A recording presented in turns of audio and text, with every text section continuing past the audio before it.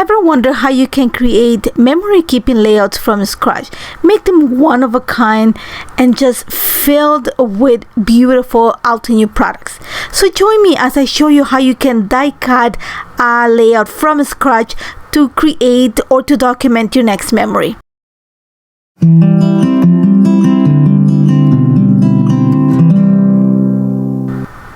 Hi there, Nathalie with you today to show you a fun idea how you can create a one-of-a-kind layout from scratch using Altenew dies. And I'm going to use some of the latest dies that Altenew are released in January.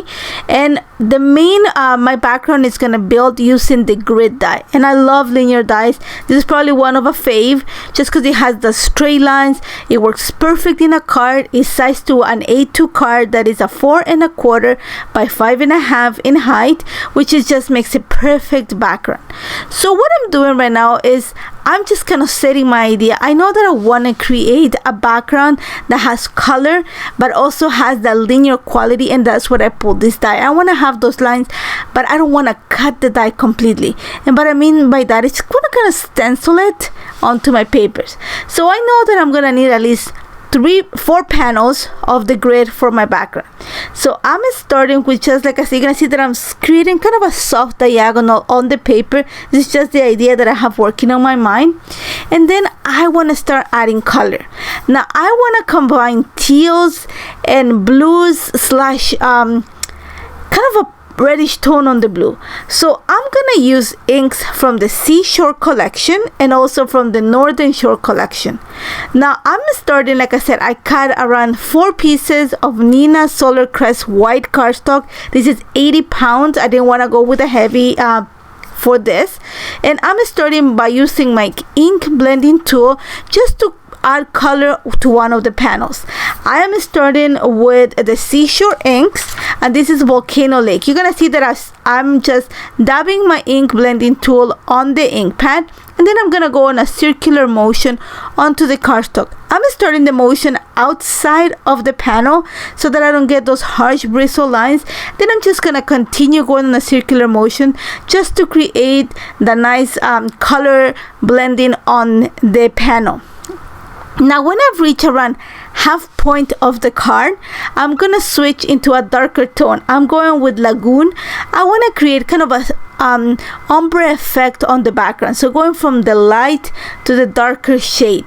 And again, I'm starting with the darker shade on the opposite side of the panel so that when the two colors meet in the center, there's a nice fuse of the two colors. Again, all I'm using is my ink blending tool, and I love them, one of my favorite things to use. And once I'm happy with what my panel looks like, I'm gonna set it aside because I want to make sure that the ink sets completely before I can handle it. So you're gonna see that I'm making sure my ideas are just playing in my brain. And now I'm gonna start adding some ink using the Northern Shores ink set. And this is a set of blue tones.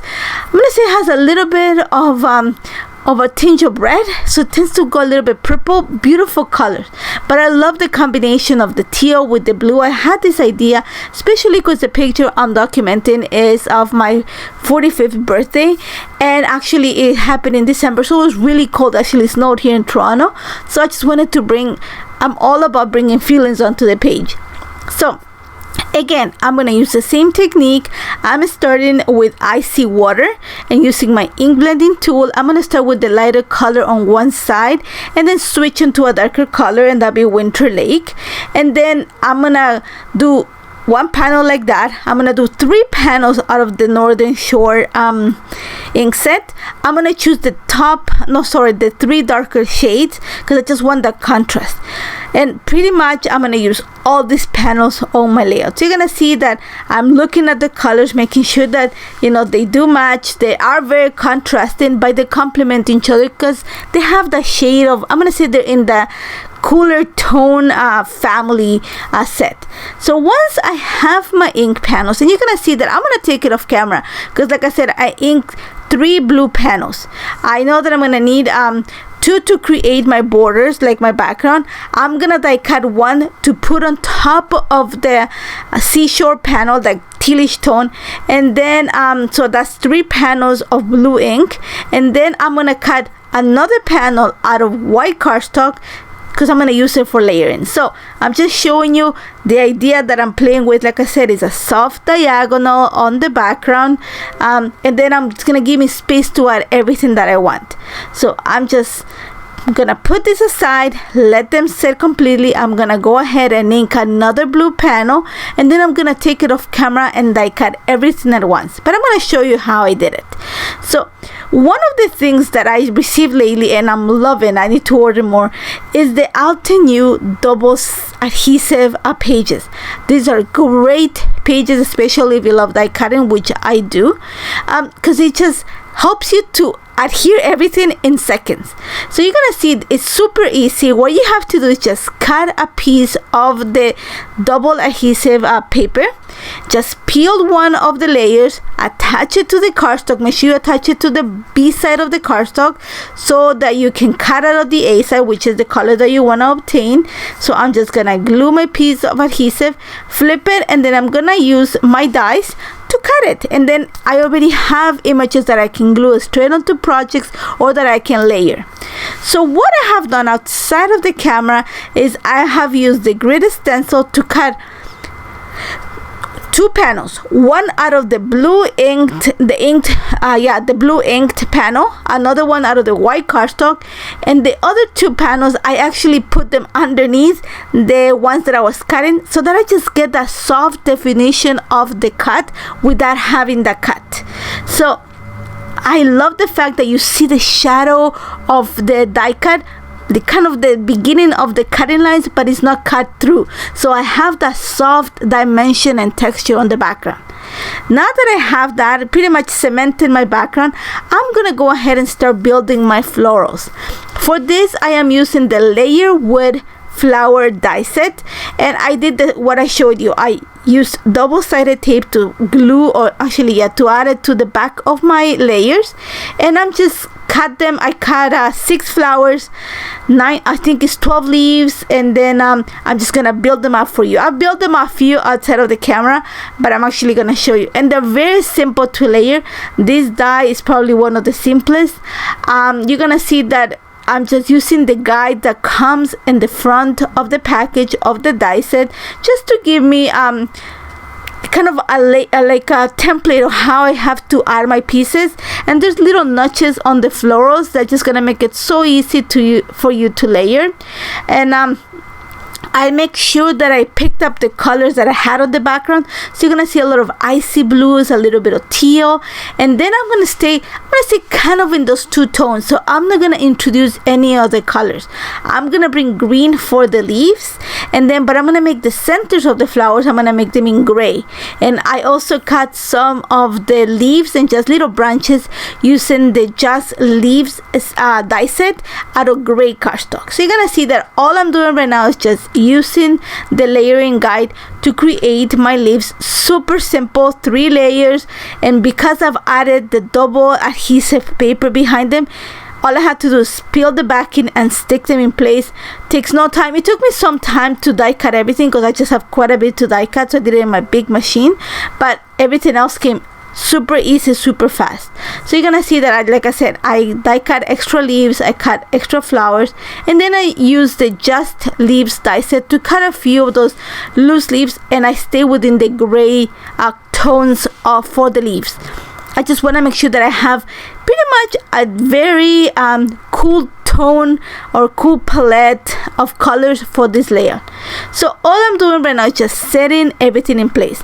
So again, I am using double adhesive paper behind those panels that I used, that I inked, and then I just kind of mark with the die, and I'm gonna put them at the very top edge and at the very bottom edge.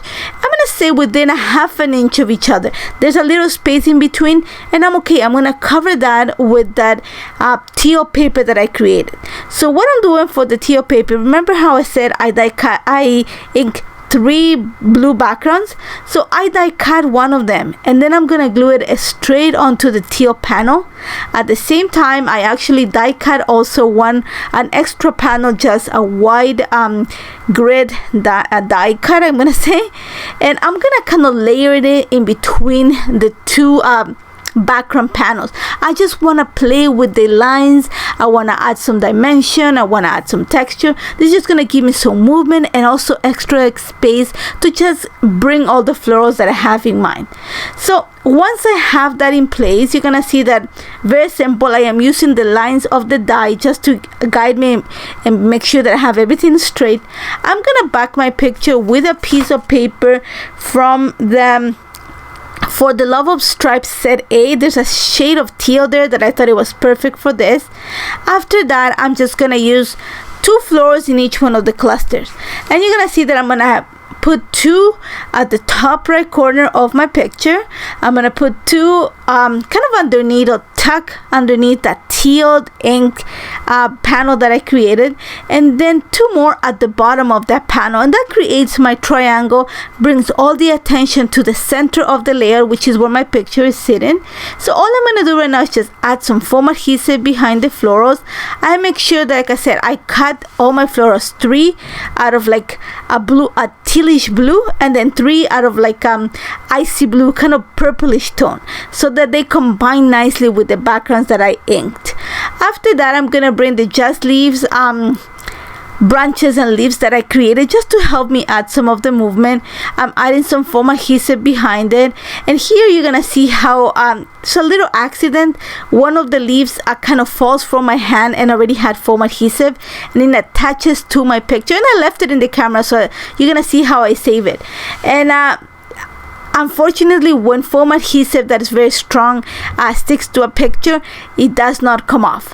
So what I'm gonna do is I'm gonna bring the stamp conditioning eraser, and then it's softly gonna rub that foam area, and then you're gonna see that I'm gonna lift it off the table because I don't wanna kind of make it roll. I wanna shake it towards me so all the little pieces come off, and then I'm gonna continue with small little circles until I have pretty much all the foam away. All it does is kind of ball the glue and the foam, so I'm able to take it, but I don't wanna just push it with my hand. Instead, I'm lifting the paper and kind of tapping it against me, so all the balls of foam just roll off the paper. And I know that I'm gonna add something there because I just still have a little dot that I couldn't take off. So after that, I'm just gonna continue building my clusters. I'm gonna, like I said, add those branches from the just leaves dies, just gonna help me with the movement. Once I have all in place, I don't want to add much. You're gonna see that there's quite a bit. The florals are large, so they take a lot of space on your layer, but bring a lot of movement too because of how they are designed. They just kind of on a sideways view, so they just create a lot of movement and detail on my layout. And it's a nice contrast between the straight lines of the background to those, like, you know, defined move, the leaves that are moving, and also to the petals of the flowers. So I really love how this turned out.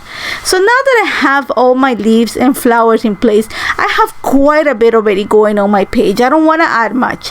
So to add a sentiment or my title on this layout, I am gonna use a chipboard sticker from the Enjoy the Ride collection. There's a scripty word that says happy, and it actually has like a shade of green. Really, it's not black. I did not want to add black on the layout just because it's gonna darken it. So this happy is actually a really dark green, so I'm gonna add it at the bottom, and then I'm gonna bring alphas. These are just for my stash, but I want them in white just to bring some of the whiteness from the page. Like I said, I don't want to add anything dark because it's gonna just make it dim. I don't want to brighten it up. So the alphas that I'm using, they're just little foam alphas, and they're white. I love the combination of the font with a scripty chipboard. After that, like I mentioned before, I am gonna bring a little puffy sticker to cover the little dot that was left behind from my boo-boo, and then I'm just gonna add a little phrase sticker. Now here I'm just gonna add a little bit more pops of color, so I'm bringing enamel dots. I am bringing the Cool Summer Dreams enamel dots, and you're gonna see a sneak peek of enamel dots that are coming soon. They are the Glacier Caves enamel dots, and they'll be coming in a few weeks to Altenew, but they were the perfect color for my layout.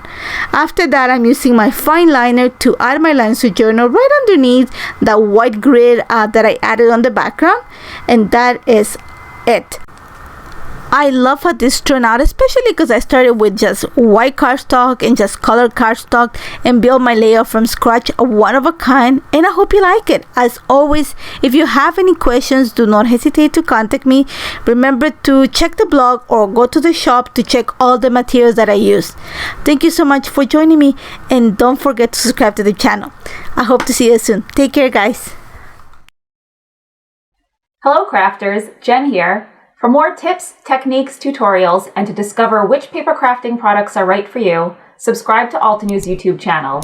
Make sure to hit the notification bell so you don't miss any videos. Thanks for watching.